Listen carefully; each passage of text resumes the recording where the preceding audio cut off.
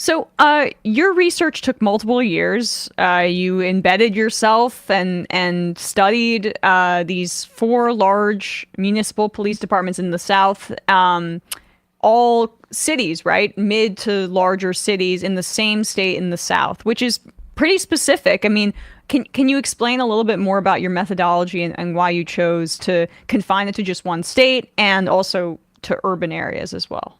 Sure, sure. So my general research method is ethnographic, which means that kind of as you alluded to, I embed myself as much as possible, as close as possible to the social phenomena that I'm interested in studying. So what that means, though, is that one person cannot be everywhere. You do have to make methodological choices about what places you're going to study. So I did limit it to one state. Some of the reasons for that.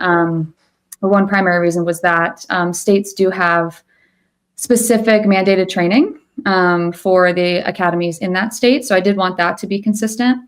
But I did want to introduce some variation across the academies in important ways. So, for example, these cities varied across demographic compositions. So the departments did as well. And they differed kind of significantly in the political context of the individual cities. So those are a couple ways that they varied, also in size to some degree. So I was hopeful. I was curious if I might find some variation across these academies, even in the same state context. But to my surprise, I did not find very much variation in the findings that I ultimately had.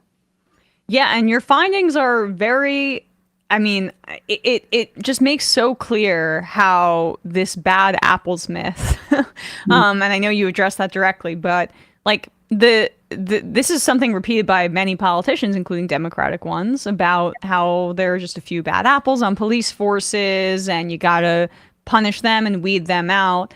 Where, your work just paints an entirely different picture of police training. Can you explain why that myth is persistent and why it's not necessarily something that jives with the reporting that you did here? Yeah, of course. I completely understand why bad apple arguments are sort of an appealing, attractive explanation for many of our different social problems that we have in the United States. It's an easier solution. So if there are just individual sort of egregiously violent, egregiously racist officers with, bad intentions for getting into policing in the first place, if we can just simply detect them, pull them out of the occupation, then problem solved, right? So it's a very appealing explanation for this really deeply rooted problem.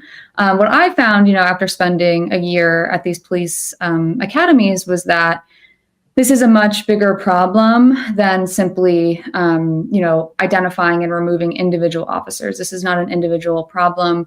This is an organizational process that takes place that selects and then socializes new officers into a worldview and a way of physically moving throughout the world that emphasizes danger, threat, suspicion, and ultimately really requires the use of violence.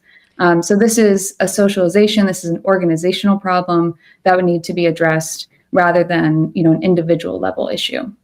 Yeah, I mean, you talk about that constant reinforcement of the danger in the world. Can you give our audience some examples of how that was a significant through line in all four academies that you studied?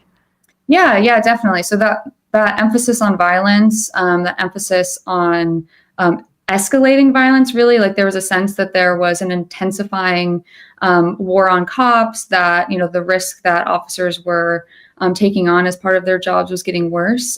This was communicated in many ways at these academies. So, for example, at all of the academies I, spent time at, they would often show really graphic videos repeatedly of officers being either, brutally beaten or killed while on duty. And these were real videos, of course. These were real incidents that had happened. These were real people. These were officers who had been killed. But the takeaway message really, like over and over again in showing these videos, was that, at any turn, at any moment, this could be their fate as well if they did not, maintain their vigilance and stay constantly prepared for violence. This was also really hammered home through different sorts of exercises. So, for example, at one academy, the cadets, after having gone through sort of a tactical exercise or exam where they had to demonstrate different competencies in tactics, those cadets who had their gun taken away during one of these exercises by their instructors were then required to write their own obituary that night and bring it back the next day. So these were, really, it showed up in many different ways throughout the training, but was really emphasized by these trainers that if these cadets did not heed their warnings, if they did not train, that this could, ultimately be how they die. It's not commensurate with the reality of the situation. I mean, I'm just looking at some of the fatality injury rates for different professions in this country: logging workers, people that work on airplanes, roofers, garbage collectors, delivery drivers, farmers, agricultural workers, crane operators, construction, highway maintenance, people who work on cement. I mean, these are all mechanics, small engine mechanics. These are all professions that have a higher fatality rate or fatal injury rate, I should say, than that of police officers. But that doesn't seem to penetrate there, because it seems like they're purposefully kind of re-traumatizing themselves to get into a specific mentality. Yeah. And I think it is true. I just want to acknowledge that there is sort of a different, it's a different thing to die in a logging accident than to be killed by another person. Right. So I do recognize that there's sort of a difference in that fear or that experience for officers. But it is true, like empirically, policing has not gotten more dangerous. And I think that's really an important point to emphasize, that despite this narrative of there being a war on cops, there really is no empirical evidence to support that narrative. Policing has not consistently over time gotten more dangerous. There's, of course, sometimes a peak year, but over time, it's just not true. And kind of what you allude to, like there are other risks to police officers that are actually, more relevant, like wearing their seatbelts. For example, officers often don't wear their seatbelts and, will die in car accidents at higher rates than they are, being killed. But that's not really discussed, of course, as a real or pressing threat in these academy settings. It's certainly not in the way that, violence is. Yeah, it returns to that kind of reinforcement of danger there. And your point about how policing has not actually gotten more dangerous is an important one, because you also write about how in these academies there's often discussion of how it's never been harder to be a police officer. Can you talk a bit about that and how, that fits into the culture around policing within the context of the Black Lives Matter protests? Yeah. So this was a sentiment that I heard, throughout these academies throughout that year, that, policing, that we were in a political moment that was so intense, that was so divisive, and that was targeting officers. So, for example, I remember one conversation I had with a corporal at one of the academies where he was telling me, that it was harder than ever, that it was more dangerous than ever to be a police officer, that he would never allow his child to be one, though, in fact, his son was applying to be a police officer at that time. And I sort of asked him, well, what period of time are you comparing this to? And in terms of, resentment towards the police, there have certainly been periods throughout, history in his own life, frankly, where that has been true. And his sense of this, his response was that, well, in the 60s and 70s, for example, that was a movement.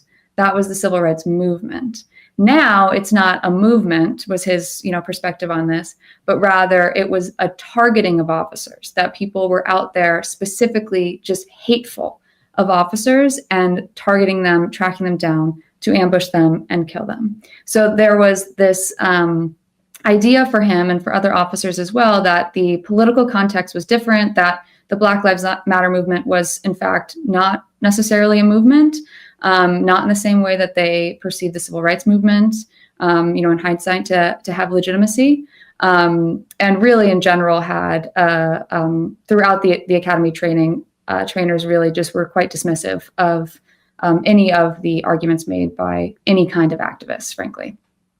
It's something that, you know, is persistent, I think, in my profession and in covering these kinds of things, where you see how people are able to compartmentalize history once it's settled, as opposed to recognizing a continuation of dynamics in the present. And when you're a cop, I mean, that's an even more of an uphill battle, honestly, for that very reason, because it's a challenge to your identity and your professionalism in that way, to look inward